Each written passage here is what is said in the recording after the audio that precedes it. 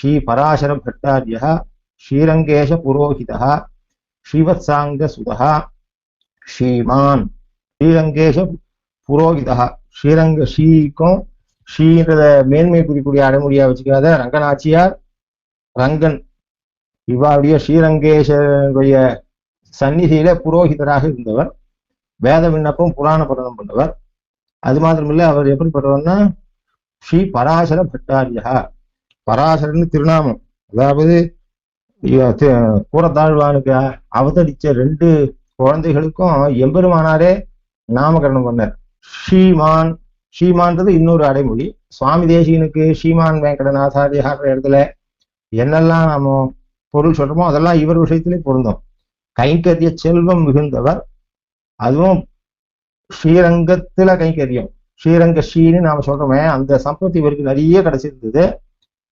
ஞானத்தால, இந்த ஸ்ரீ சப்தம் எதை வேணா வச்சுக்கலாம், பகவத்கிரகமான ஞானம், அபாரமான ஞானம். இவர சுவாமி தேசிகனுடைய கிரந்தங்களும் இவருடைய கிரந்தங்களும் ஏறக்குறைய கிரந்த சைலியில 2 பேரை ஒப்பிடலாம் என்று சொன்னால், சுவாமி தேசிகனுடைய கிரந்தங்களையும் இவருடைய கிரந்தங்களையும் கம்பீரமான செய்தி உடையது.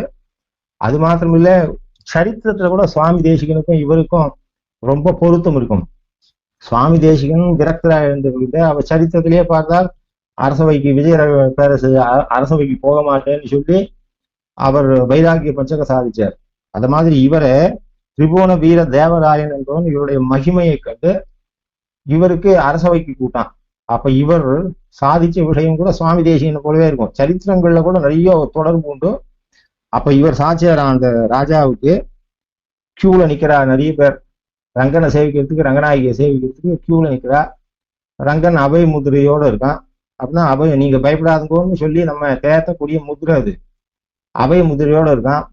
அப்போ அபய முதிரையோட இருந்தவன் பட்டர் கியூ நகர்ந்து அந்த பெருமாள் முன்னாடி வந்த உடனே கையை மறிச்சுட்டான்.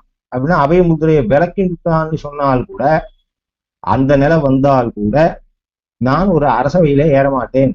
ரங்கநாதனுக்கு ரங்கநாயிகாவுக்கும் ரங்கலட்சுமிக்கும் கைங்கரியம் பண்றதை தவிர வேற ஒன்றும் அரசவைக்கு நான் வரமாட்டேன் அப்படின்னா, மற்ற எல்லார் விஷயத்திலையும் அபய முதிரையை காட்டக்கூடிய இதே எம்பெருமான் என் விஷயத்துல அபய முதிரையை விலக்கி கொண்டால் கூட இது என்ன காட்டுறதுன்னா, சுவாமி தேசியனுடைய அந்த வைராக்கிய பஞ்சகத்தோட சாரமாக இருக்கு இவருடைய இந்த நடத்தை.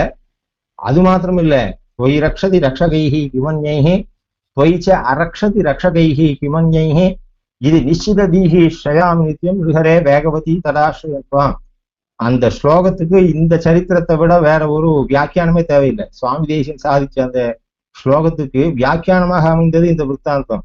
தொய் ரக்ஷதி, ரங்கநாச்சியாரும் அபய முத்திரையை என்னை பார்த்து காமிச்சாலும் உன் அரசவையை ஏறமாட்டேன்.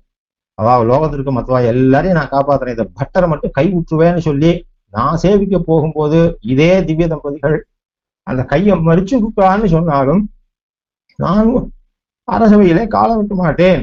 தொய்ச்ச அரக்ஷதி ரக்ஷகைஹி கிமன்யைஹின்னு சாதிக்கும்படியான ஒரு அந்த நிஷ்டை, அவருக்கு இருந்த நிஷ்டையை காட்டுது. சுவாமி தேசிகனை போல வாழ்க்கை சரித்திரத்தை பார்த்தா சுவாமி தேசிகனை போல இவருடைய இதுவும் இருக்கு.